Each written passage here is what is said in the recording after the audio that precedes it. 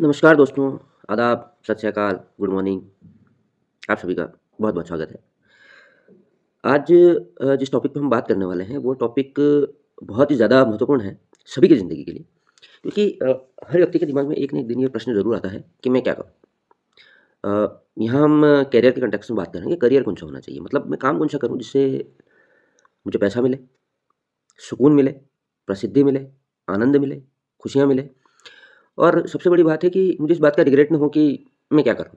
अरे यार मज़ा नहीं आ रहा है, मुझे कुछ और करना चाहिए था, मेरा इंटरेस्ट तो इस चीज़ में था, मैं तो ये चाहता था, मैं तो कहाँ फँस गया। और लगभग अगर ये मान के चलें तो ये 99% लोगों की बात है। अ, अब ये कैसे होता है? अब अपन किसी जैसे हम अक्सर सुनते हैं बड़े-बड़े जो सफल लोग हैं, जिस भी क्षेत्र के हों, हम उनके बारे में सुनते हैं। जैसे लता मंगेशकर हो गई, सचिन तेंदुलकर, जिनके उदाहरण हम बार-बार सुनते हैं, शाहरुख खान, आमिर खान, लियोनेल मेसी अ, मतलब ऐसे जो भी अपने-अपने क्षेत्र के फ़ेमस हैं, आप इस लिस्ट को बढ़ाते जाएँ, बहुत बढ़ती जाएगी और आप अंदाज़ा लगाएँगे कि वो फ़ेमस कैसे बने? क्या उनके पिता का निर्णय था कि अपन एक की बात करेंगे किसी की भी, क्या सचिन के पिता का निर्णय था कि उन्हें क्रिकेट खेलना चाहिए? या सचिन का स्वयं का निर्णय था? या फिर ईश्वर का निर्णय था? या फिर सारी संयोग की बातें थी कि उस टाइम क्या सामने कौन था, कैसा था, फ़ील्ड कैसी थी, समय कैसा था? बहुत कुछ। ये बहुत ही कॉम्प्लिकेटेड टॉपिक है, जिस पे किसी एक कंक्लूज़न को मेरी तरफ से अभी से डिस्क्राइब कर देना मुश्किल है। मैं टॉपिक को पूरा विस्तार में बात करना चाहूँगा। इसके बाद जैसा भी आप लोगों का निर्णय हो, ईश्वर का निर्णय हो, समय का निर्णय हो, सारी स्वीकार है। अब यहाँ पे 3 चीज़ें जो बहुत महत्वपूर्ण होती है जो 3 बातें निकल के आती है मेरे अपने नज़रिए से, वो मैं आपको बताता हूँ कि सर्वप्रथम किसी भी व्यक्ति के सफल होने के पीछे 3 कारण हो सकते हैं। सर्वप्रथम उसके द्वारा ले लिया गया निर्णय कि शाहरुख खान ने ये तय किया कि मैं दिल्ली छोड़ के एक्टिंग में जाऊँगा, ये निर्णय उसका अपना था। उसने ये निर्णय लिया और वो मुंबई चला आया और आज कहाँ है ये आप अच्छे से जानते हैं। दूसरा जो होता है कि क्या भाग्य, यदि हमारा भाग्य है तो वो हमें निर्णय लेने पे मजबूर करता है या फिर ये कहें कि वो हमें जहाँ पहुँचाना चाहता है वहाँ पहुँचा ही देता है।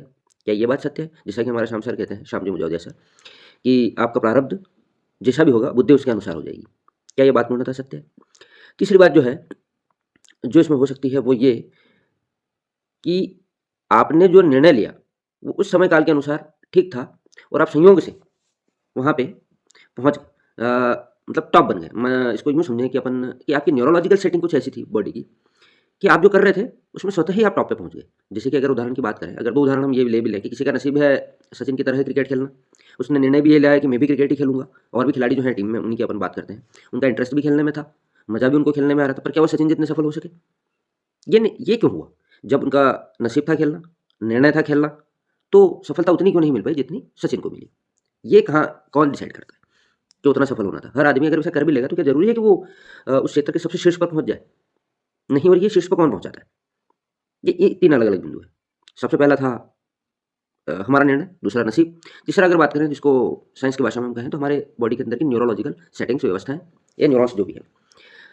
डॉक्टर मैं हूँ नहीं तो बहुत ज़्यादा न्यूरोलॉजिकल सेटिंग को मैं डिस्क्राइब नहीं कर पाऊँगा, पर उतना कर दूँगा जितने में बात को समझ सकते हैं। अब मान लीजिए अब हम चूँकि ठीक है इसको डिस्क्राइब कर भी देंगे तो बहुत ज़्यादा हमारा फ़ायदा नहीं होगा, हमारी समस्या है कि मैं क्या करूँ? इसको कौन तय करेगा कि मुझे क्या करना चाहिए?